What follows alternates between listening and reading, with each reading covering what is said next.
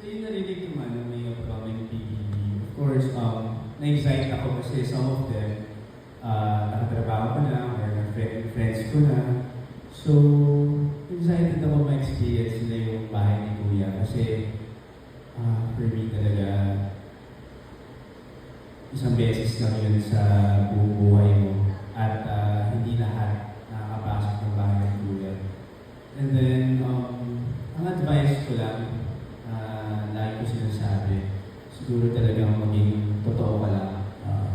Maging totoo ka lang, maging mabait ka, at siguro tatagan mo lang yung sarili mo kasi tito, hindi talaga siya madali.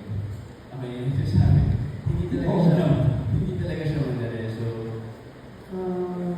Pero naging maganda resulta sa iyo. dito. Naging maganda yung resulta Yes. sa kanila mo.